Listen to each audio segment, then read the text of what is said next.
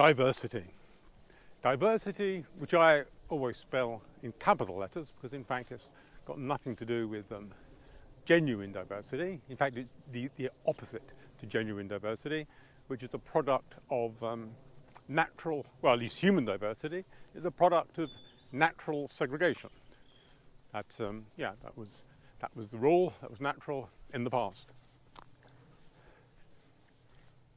So the political diversity, as I say, is Orwellian newspeak for melting pot, into which genuine diversity will slowly dissolve and disappear.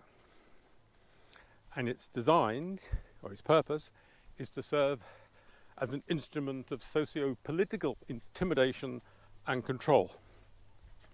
It divides society, or it serves as a strategy of divide and rule, whereby society is divided into a morally or assumed morally superior elite who are colourblind, non-tribal, rational, and all the rest of it, and of course, and the morally superior, inferior masses, who of course are not colourblind, are prejudiced, tribal, and all the rest of it.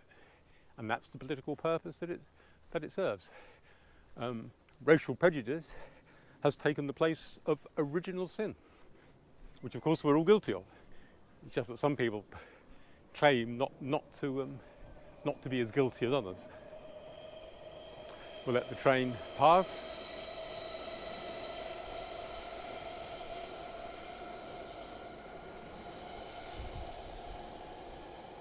So yes, that's the story. That's at least how I understand diversity.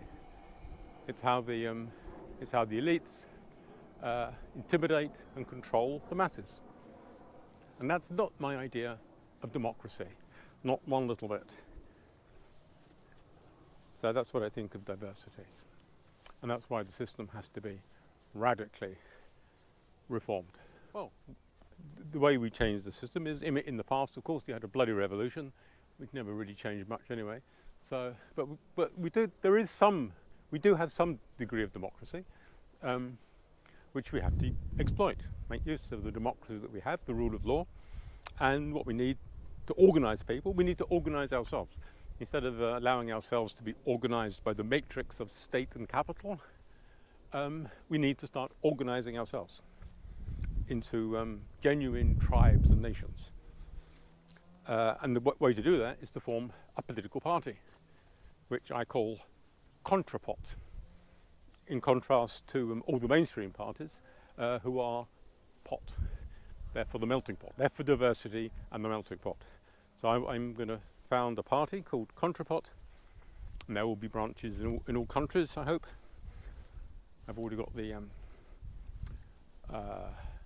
domain for Contrapot UK, and also Contrapot USA, and other countries, Germany, that create their own, of course.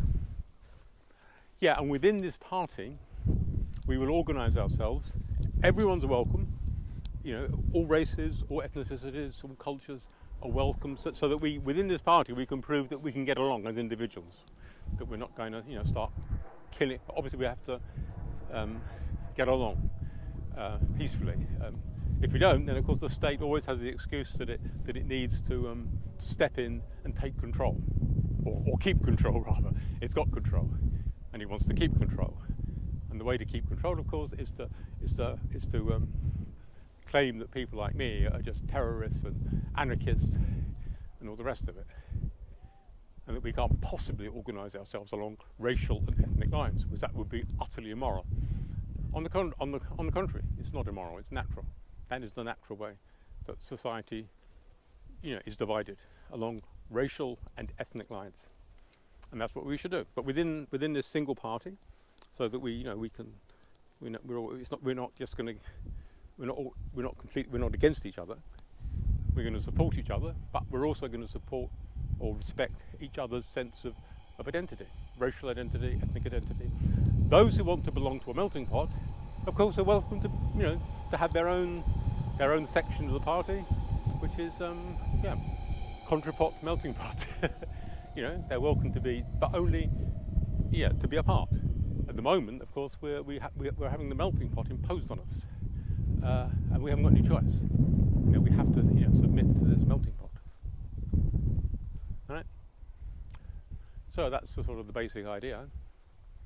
And the thing is, the mainstream, and it's mainstream academia. That's where where the rot begins, or the corruption, because they, I mean, the academics, today's modern academics are really just modern secular heirs and counterparts of the medieval clergy, whose job, of course, was also, to basically, to govern society.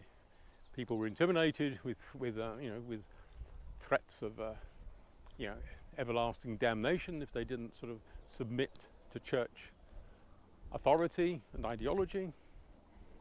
And if they made any trouble, they were accused of being heretics or heathens or whatever. Now, of course, if we don't subscribe to mainstream ideology of post-racial multiculturalism and diversity, we're demonized as racists and the like, and bigots. Yes, and that is, I mean, for any Democrat, that is totally unacceptable on those grounds alone, that we should be organising ourselves into the kind of societies that we want to belong to. You want to belong to melting pot? Fine, belong to one. But I'm not for the pot. I'm Contrapot, and I'm a European. It's my nation race. That's where my loyalties lie, with my race, not with the state. The British state has had its way for long enough. The British state is, well, it calls itself a nation state, but it's not. It's not a nation at all. It's a mercenary patron state. Always has been. I was going to say always will be, but no, that's what I want to. That's what I want to change. I want to radically reform it. We can't do away with the state because we need it to enforce the rule of law and non-violence. So we can't do away with it, as anarchists once naively thought. We have to reform it so that instead of facilitating society's self-exploitation to the advantage of its elites and favoured clients, as it does now, as always done in the past, we can so radically reform it that instead it facilitates society's self-realisation of everyone, all races. I mean, we are a multiracial society now, but we're not a nation. We're not a nation, and never will be a nation, and that we have to stop the state posing as a nation, because that gives it sort of power over us that it shouldn't have. We need to certain powers we will give to the state, such as enforcing the rule of law and non-violence. We don't want different tribes and nations going to war with each other, so that has to be prevented should it occur. But the state must stop posing as our nation. Nations should be providing healthcare, social services, and virtually everything, really, all the essential things that people need. That should be provided by genuine nations. And as I say, the real problem lies with academia, because they're the people, they sort of pose, or they present themselves as moral authorities. Only they're not. They're a self-interested interest group, like any other. They've got their own self-interests, which they pursue at the expense of society at large, and ultimately it's self-destruction.